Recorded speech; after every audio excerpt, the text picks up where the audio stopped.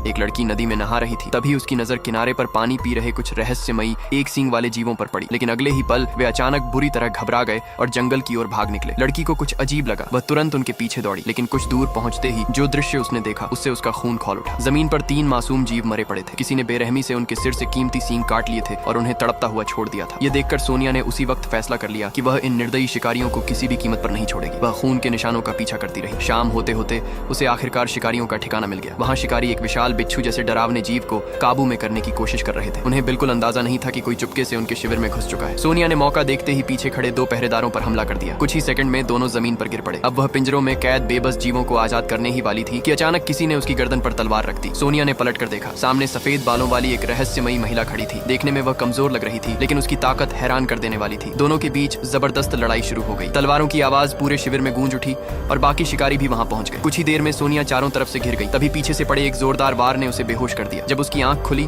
तो उसने खुद को एक लकड़ी के खंभे से बंधा हुआ पाया। एक भयानक चेहरे वाला शिकारी उससे लगातार पूछताछ कर रहा था, लेकिन सोनिया ने एक शब्द तक नहीं बोला। आखिरकार शिकारी सरदार का धैर्य टूट गया। उसने सोनिया को एक लोहे के पिंजरे में बंद किया और उसे एक विशाल किले में ले गया। किले के अंदर उसे अंधेरी कालकोठरी में कैद कर दिया गया। वहां मौजूद हर कैदी का सिर्फ एक ही अंजाम था, उसे अखाड़े में उतार कर मौत तक लड़ाया जाता था। लेकिन सोनिया हार मानने वालों में से नहीं थी। उसी रात उसने ऊंची पत्थर की दीवार पर चढ़कर भागने की कोशिश की। बाकी कैदी उसे चुपचाप देखते रहे, क्योंकि वे जानते थे कि आज तक वहां से कोई जिंदा नहीं निकल पाया था। जैसा उन्होंने कहा था वैसा ही हुआ। बाहर विशालकाय पहरेदार तैनात थे। उन्होंने कुछ ही पलों में सोनिया को पकड़ लिया और वापस कालकोठरी में फेंक दिया। अगली सुबह एक लोहार उसके लिए खास कवच बनाकर लाया। सोनिया समझ गई कि यह सब उसे अपमानित करने के लिए किया जा रहा है। पार्ट 2 देखने के लिए कमेंट में यस लिखो।